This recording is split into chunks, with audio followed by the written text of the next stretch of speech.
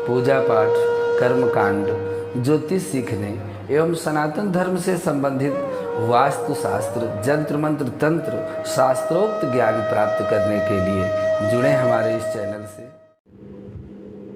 नमस्कार मित्रों, स्वागत है इस ज्योतिष शिक्षा के कार्यक्रम में, जहां पर आप अपने जीवन की जटिल से जटिल समस्याओं के अध्ययन के लिए वेदों में, शास्त्रों में जो गूढ़ रहस्य बताए गए हैं, उन विषयों की जानकारी आपको इस चैनल के माध्यम से हम निरंतर देने का प्रयास कर रहे हैं। यद्यपि आज जो जानकारी लेके हम आए हैं उसका एक छोटा वीडियो हमने पहले भी दिया है।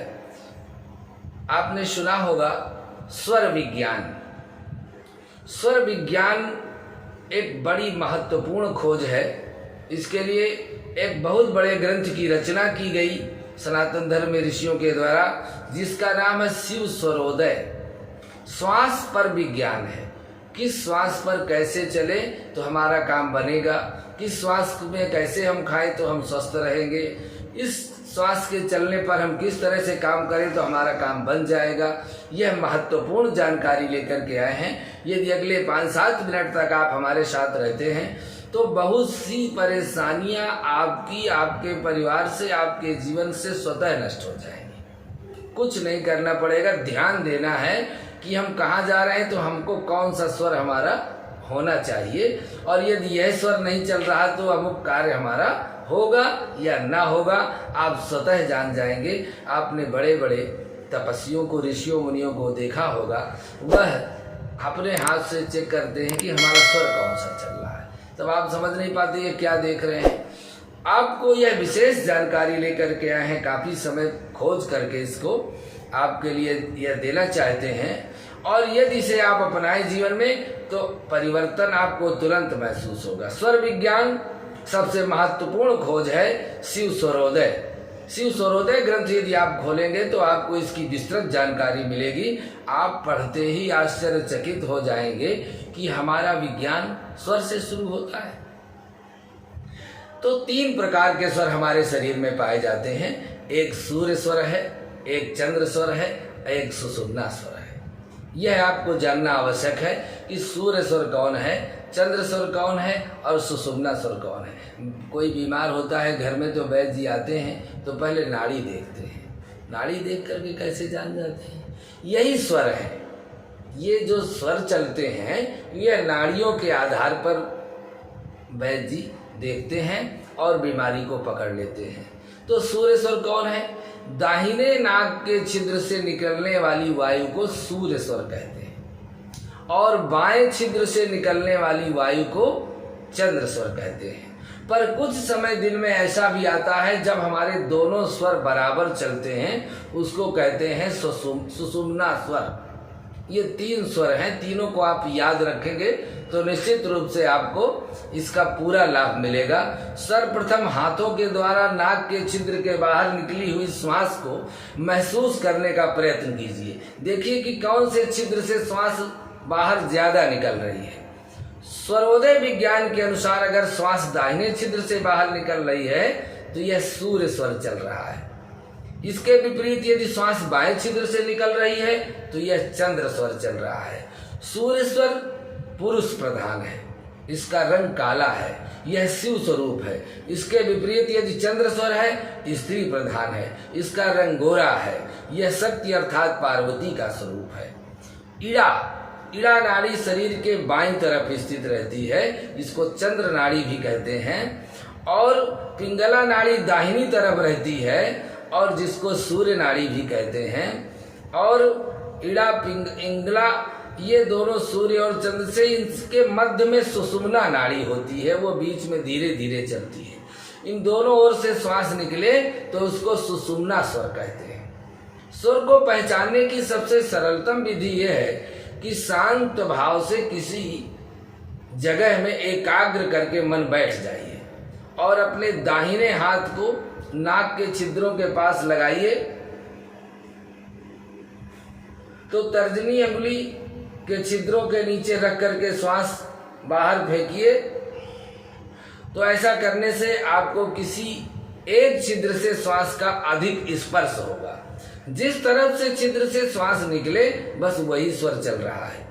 एक छिद्र से अधिक और दूसरे छिद्र से कम वेग का श्वास का निकलना प्रतीत हो तो वह सुषुम्ना स्वर कहलाएगा। अन्य एक विधि के अनुसार भी आईने अर्थात शीशा के पास आप खड़े हो जाइए और नासा छिद्रों के नीचे रखें। जिस तरफ के छिद्र से नीचे कांच पर वाष्प के कण दिखाई देने लगे मानो वही स्वर चल रहा है। यह भी एक तरीका है। अब हम जानने का प्रयास करेंगे कि तिथियों के अनुसार हम अपने स्वर को कैसे ज्ञात करें। प्रतिपदा, द्वितीया और तृतीया को बायां स्वर अर्थात चंद्र स्वर चलता है। चतुर्थी, पंचमी, षष्ठी को दायां स्वर चलता है।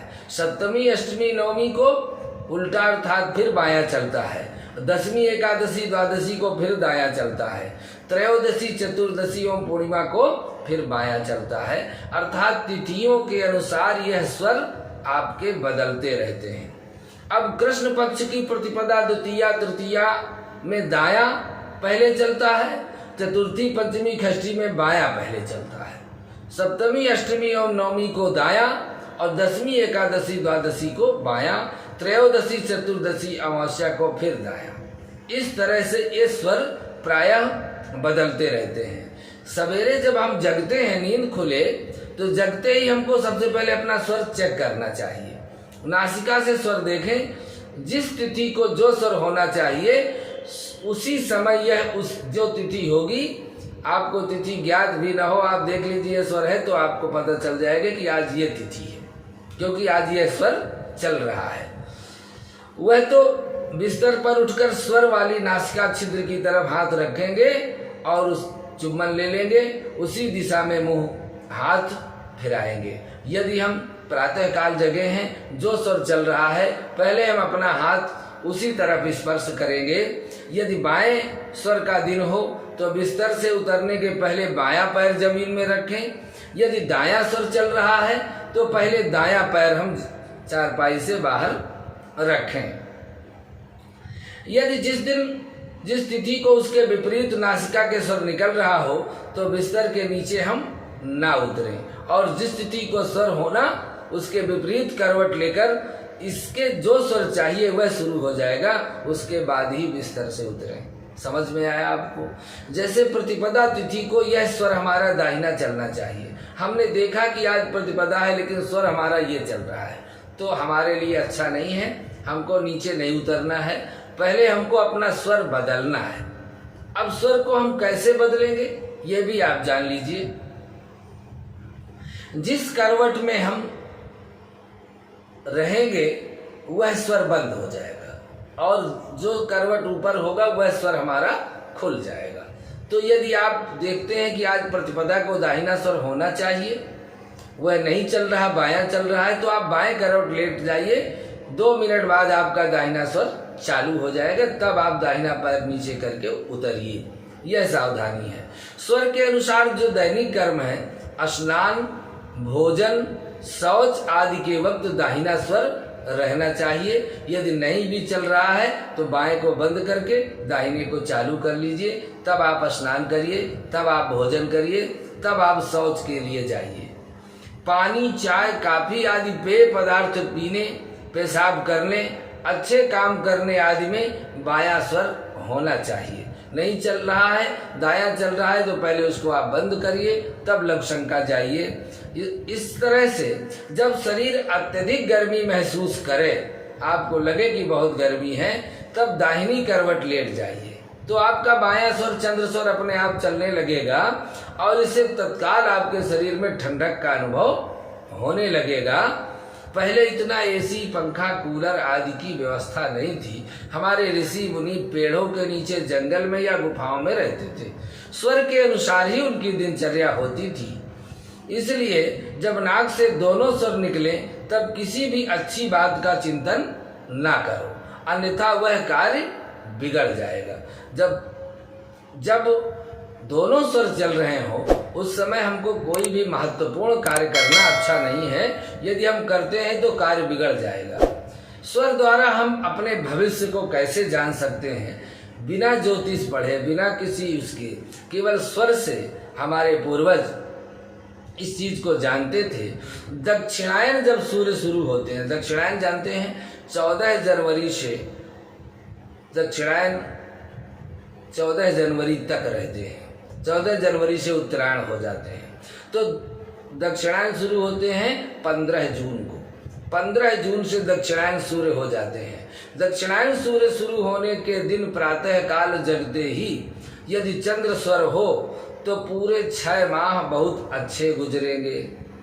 इसी प्रकार उत्तरायण सूर्य शुरू होने के दिन प्रातः जगते ही सूर्य स्वर हो तो पूरे 6 माह आपके आने वाले बहुत अच्छे बीतने वाले हैं। कहा गया है करके चंद्रा मकरे भानु, रोजाना स्नान के बाद जब भी कपड़े पहने तो पहले स्वर देखें, कौन सा स्वर चल रहा है। जिस तरफ का स्वर चल रहा है उस तरफ के कपड़े पहनना शुरू करें और साथ में यह मंत्र बोलते जाएं, ओम जीवम रक्ष, ओम जीवम रक्ष। इससे दुर्घटनाओं का खतरा आपके जीवन के लिए हमेशा के लिए टलता रहेगा।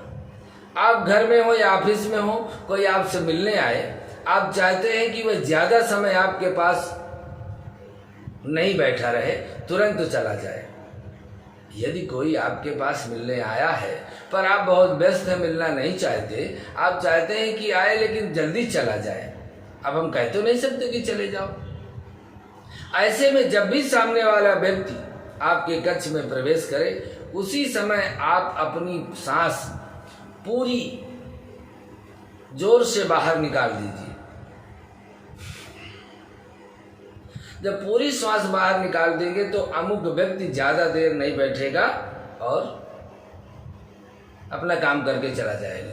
यदि कोई व्यक्ति आया है, आप चाहते हैं कि ये 10 मिनट के लिए आया लेकिन 1 घंटे बैठे, तो आपको बहुत तेजी से श्वास जो बाहर है उसको खींच करके अंदर भर लेना है। देर तक बैठेगा, ये प्रैक्टिकली अनुभव है, इसको आप अनुभव करके देख सकते हैं। ग्रहों को देखे बिना यदि स्वर विज्ञान के ज्ञान में अनेक समस्याएं, बाधाएं एवं शुभ परिणामों का बोध इन नाड़ियों से होने लगता है, जिससे अशुभ का निराकरण भी आसानी से किया जा सकता है। चंद्रमा एवं सूर्य की रश्मियों का प्रभाव स्वरों पर पड़ता है। चंद्रमा का गुण शीतल है, सूर्य का गुण ऊष्म है, गर्म है। शीतलता से स्थिरता, गंभीरता, विवेक आदि उत्पन्न होते हैं और उष्णता से तेज, शौर्य, चंचलता, उत्साह आते हैं। किसी भी काम का अंतिम परिणाम उसके आरंभ पर निर्भर करता है। यदि किसी कार्य का आरंभ अच्छे से किया जाए, शरीर व मन की स्थिति चंद्रमा व सूर्य या अन्य ग्रहों नाड़ियों को भलीभांति पहचान करके करनी चाहिए। स्वर वैज्ञानिकों ने निष्कर्ष निकाला है कि विवेकपूर्ण और स्थायी कार्य चंद्र स्वर में किए जाए। यदि आपका कोई महत्वपूर्ण कार्य है, जैसे विवाह है, दान देना है, मंदिर जाना है, जलाशय है, तालाब का निर्माण करना है, नया वस्त्र धारण करना है, घर बनाना है, आभूषण खरीदना है, शांति कर्म का कोई अनुष्ठान घर में होना है, व्यापार में जा रहे हैं, बीज बोने जा रहे हैं, दूर प्रदेशों की बड़ी यात्रा में जा रहे हैं, विद्यारंभ अर्थात पढ़ने के लिए जा रहे हैं, धर्म यज्ञ करने जा रहे हैं, दीक्षा, मंत्र, योग, क्रिया आदि ऐसे कार्यों में जा रहे हैं, तो ये गंभीरता और धैर्य पूर्वक करने वाले कार्य हैं। इसलिए यहाँ पर आरंभ में हमारा चंद्र स्वर चलना चाहिए।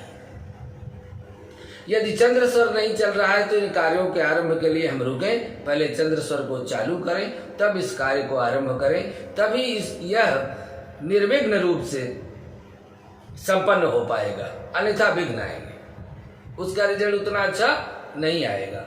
इसी तरह से किसी क्रोधी पुरुष के पास जाना हो तो सूर्य स्वर चलना चाहिए।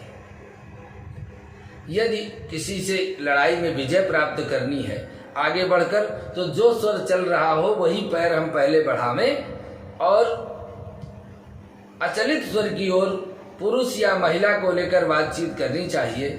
ऐसा करने से क्रोधी व्यक्ति के क्रोध का अविचल स्वर शांत हो जाता है और अपना मनोरथ सिद्ध हो जाता है। गुरु, मित्र, अधिकारी, राजा, मंत्री आदि के वाम स्वर से वार्ता करनी चाहिए। कई बार ऐसे अवसर भी आते हैं जब कार्य अत्यंत आवश्यक होता है लेकिन स्वर विपरीत चल रहा है, ऐसे समय स्वर बदलने का प्रयास करना चाहिए। स्वर को परिवर्तित कर अपने अनुकूल करके ही उससे वार्ता करनी चाहिए, अन्यथा वार्ता विफल हो सकती है। स्वर परिवर्तित हो जाएगा। घी खाने से वाम स्वर और शहद खाने से दक्षिण स्वर चलना आरंभ हो जाता है। ये भी एक प्रक्रिया है। यदि आप 1 चम्मच शहद ग्रहण कर लेते हैं तो आपका दाहिना स्वर चलने लगेगा। 1 चम्मच घी यदि आप प्राशन कर लेते हैं तो आपका चंद्र स्वर चल हो जाएगा। सर्वप्रथम हाथों द्वारा नाक के छिद्रों से बाहर निकलती हुई श्वास को महसूस करने का प्रयत्न करते हुए इस तरह से छिद्रों को बाहर निकलने वाली वायु को स्वर विज्ञान के आधार पर पहचानने का प्रयास करना चाहिए और उसको पहचानने के पश्चात में ही अपने कार्य को आरंभ करना चाहिए। इसी तरह से कुछ ही देर में स्वर परिवर्तित हो जाता है। यदि आप का स्वर बदल नहीं रहा, 1 चम्मच घी खाइए, आपका चंद्र स्वर चालू हो जाएगा, अपने कार्य में चले जाइए। शांति, सद्भाव, मैत्री के कार्यों में चंद्र स्वर को लेके जाइए। लड़ाई, युद्ध, चढ़ाई, किसी पर दबाव बनाना है, किसी क्रोधी व्यक्ति से मिलना है तो आपका दाहिना स्वर चलना चाहिए। इस तरह से यह स्वर विज्ञान की विधि आपको अच्छी लगी होगी। यदि हमारा वीडियो, हमारा कार्यक्रम आपको अच्छा लगता है तो आप हमें शेयर करें, हमें लाइक करें, हमें कमेंट करें। ये वीडियो आपको कैसा लगा मुझे ज़रूर बताइए। खुशी होगी हमें कि हमारा परिश्रम सफल हो रहा है, आपको लाभ इसका मिल रहा है। आज के लिए बस इतना ही। अगले भाग में पुनः आपसे मिलते हैं। नमस्कार।